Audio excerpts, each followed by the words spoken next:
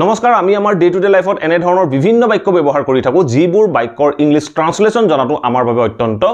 গুৰুত্বপূৰ্ণ যদি আমি এই বাক্যবোৰৰ ট্ৰান্সলেচন নাজানো বা ইংলিছ টাৰ্ম নাজানো তেনে ক্ষেত্ৰত এনে ধৰণৰ বাক্য ক'বলৈ যাওঁতে বা কাৰোবাক প্ৰশ্ন কৰিবলৈ যাওঁতে আমাৰ অসুবিধা হয় আমি আমাৰ ডেইলি লাইফত এনে ধৰণৰ বিভিন্ন বাক্য কৈ থাকো যে তুমি এই অৰ্গানাইজেচনটোত কেতিয়াৰ পৰা আছা তুমি দিল্লীত কেতিয়াৰ পৰা আছা তুমি ফেচবুকত কেতিয়াৰ পৰা আছা যদি তাৰ আপুনি উত্তৰ দিয়ে যে মই দিল্লীত দুদিন ধৰি আছো ফেচবুকত 2 বছৰ ধৰি আছো এনে ধৰণে যদি উত্তৰ দিব লগা হয় আমি কেনেদৰে দিম তাৰ বিষয়ে সকলোখিনি জানিবলৈ যত্ন কৰিম আজিৰ এই ভিডিঅটোত মই একেবাৰে সহজ ভাষাত আপোনালোকক সকলোখিনি কথা ক'বলৈ যত্ন কৰিছো মাত্ৰ আপোনালোকে ভিডিঅটো স্কিপ নকৰাকৈ শেষলৈকে চাওক আৰু আপোনালোকৰ বাবে এটা এক্সাৰসাইজ পাব আপোনালোকে এটা সেন্টেন্স পাব সেই সেন্টেন্সটো অসমীয়াৰ পৰা ইংৰাজীলৈ ট্ৰান্সলেট কৰি কমেন্ট বক্সত কমেন্ট কৰিব লাগে আৰু আপোনালোকৰ যদি বাক্যটো শুদ্ধ হয় মই আপোনালোকক হাৰ্ট দি দিবলৈ যত্ন কৰিম সো আহক এটা ভিডিঅটো আৰম্ভ কৰো আমি যেতিয়া এনে ধৰণৰ বাক্যবোৰ অসমীয়াৰ পৰা ইংৰাজীলৈ ট্ৰান্সলেট কৰিব লগা হয় য'ত বাক্যটোত ব্যৱহাৰ হৈ থাকে কেতিয়াৰ পৰা কিমান সময়ৰ পৰা এনে ধৰণে যদি প্ৰশ্ন কৰিব লগা হয় তেতিয়া কেতিয়াৰ পৰা কিমান সময়ৰ পৰাৰ কাৰণ আমি ব্যৱহাৰ কৰিব লাগে বাক্যটোত হাউ লং মানে হল কেতিয়াৰ পৰা কিমান সময়ৰ পৰা বুজাবৰ কাৰণে আমি হাউ লং ব্যৱহাৰ কৰিম আমি কেনেদৰে বাক্যত ব্যৱহাৰ কৰিম 2-4টা এক্সাম্পলৰ মাধ্যমেৰে ইয়াক বুজিবলৈ যত্ন কৰোঁ এতিয়া আপোনালোকে স্ক্ৰিনত এটা বাক্য দেখিবলৈ পাইছে বাক্যটো সব কি কৈছে মই দিল্লীত থকা দুদিন হল এই বাক্যটো মই দিল্লীত থকা দুদিন হল ধৰক মই আপোনাক সুধিলো আপুনি ক'ত আছে আপুনি মোক কৈছে যে মই দিল্লীত আছো বুলি কওঁতে আপুনি মোক ইংৰাজীত কেনে ধৰণে ক'ব আই এম ইন দিল্লী ক'ব এনে ধৰণে আপুনি মোক বাক্যটো ক'ব আই এম ইন দিল্লী মই দিল্লীত আছো এনে ধৰণে আপুনি মোক বাক্যটো ক'ব আপোনাক যদি মই সুধো আপুনি দিল্লীত থকা কিমান দিন হল আপুনি মোক ক'ব নেকি যে I am in Delhi for 2 days এই বাক্যটো ভুল হৈ পৰিব কাৰণ যেতিয়া আমি এনে ধৰণৰ ষ্টেট অফ বিইঙৰ বাক্য দুদিন ধৰি 2 বছৰ ধৰি 2 মাহ ধৰি এনে ধৰণে ক'বলৈ যাওঁ বা ৰাতিপুৱাৰ পৰা মই অফিসত আছো এনে ধৰণে ক'বলৈ যাওঁ তেনেকুৱা বাক্যবোৰক আমি সদায় প্ৰেজেন্ট পাৰফেক্ট টেন্সত ফৰ্ম কৰিব লাগে যিবোৰ ষ্টেট অফ বিইঙৰ বাক্য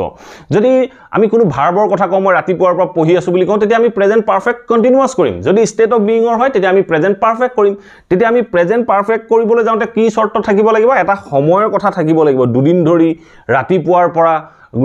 গধূলিৰ পৰা এনে ধৰণে এটা টাইম উল্লেখ থাকিব লাগিব তেতিয়া আমি এই বাক্যটো প্ৰেজেন্ট পাৰফেক্টত যেতিয়া ফৰ্ম কৰিবলৈ যাম তেতিয়া আমি কি কম সাবজেক্ট কি হয় আই লগত সদায় প্ৰেজেন্ট পাৰফেক্টত হ্যাভ ইউজ হয় আই হ্যাভ এতিয়া প্ৰেজেন্ট পাৰফেক্ট টেন্সত সদায় ভাৰ্বৰ থাৰ্ড ফৰ্ম লাগে ইয়াতটো কোনো ভাৰ্ব নাই গতিকে ইয়াত এই যেটো বাক্য এম ইউজ হৈ আছে এই এম টোৰ থাৰ্ড ফৰ্ম আমি বাক্যটোত ব্যৱহাৰ কৰিম তেতিয়া আমি এম টোৰ থাৰ্ড ফৰ্ম কি ব্যৱহাৰ কৰিম বিন গতিকে আমি বিৰ বিভিন্ন ফৰ্মৰ বিষয়ে জানিব লাগিব আই হ্যাভ বিন মই আছো কোত আছো আই হ্যাভ বিন কোত আছো দিল্লীত আছো আই হ্যাভ বিন ইন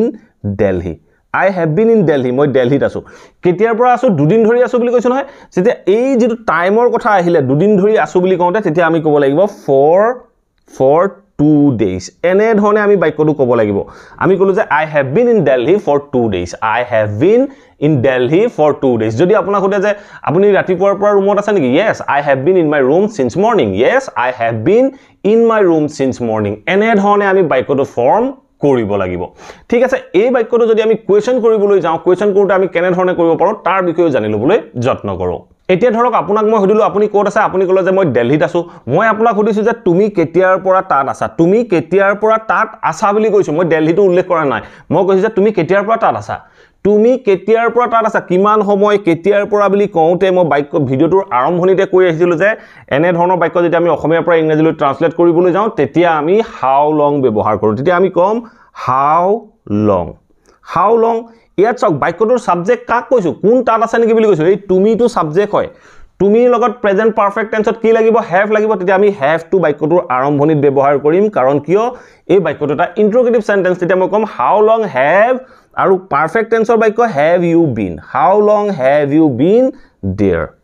এনে ধৰণে আমি বাক্যটো ট্ৰান্সলেট কৰিম তাত কাৰণ আমি देयर ব্যৱহাৰ কৰিলো তেতিয়া আমি কৈছো হাউ long have you been there তুমি তাত কেতিয়াৰ পৰা আছা এনে ধৰণে আমি বাক্যখিনি প্ৰশ্ন কৰিব পাৰো আপুনি এতিয়া যিকোনো মানুহক এনে ধৰণে প্ৰশ্ন কৰিব পাৰে আপুনি যদি আপোনাৰ বন্ধু এজনক সুধে যে how long have you been in your office how long have you been in your office তুমি তোমাৰ অফিসত কেতিয়াৰ পৰা আছা how long have you been in hospital তুমি হস্পিটেলত কেতিয়াৰ পৰা আছা এনে ধৰণে আপোনালোকে বিভিন্ন প্ৰশ্ন কৰিব পাৰে এতিয়া চাও আমি অন্য এটা example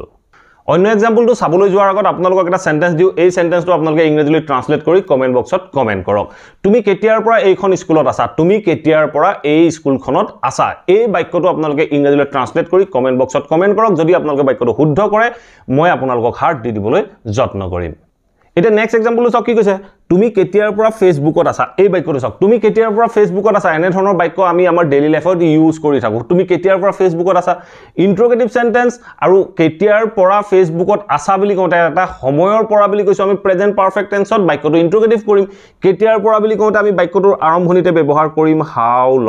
how long present perfect tense আৰু ইয়াৰ সাবজেক্টটো কি তুমি হয় কাৰ কথা হদিছো তোমাৰ কথা হদিছো তেতিয়া মই কম how long তুমিৰ লগত সদায় have লাগিব তেতিয়া আমি have টো আৰম্ভণিত ব্যৱহাৰ কৰিম have you আৰু present perfect tenseত অলৰেডি গম পাই আহিলো been used হয় তেতিয়া আমি কম how long have you been ক'ত আছা ফেচবুকত আছা তেতিয়া আমি কম how long have you been on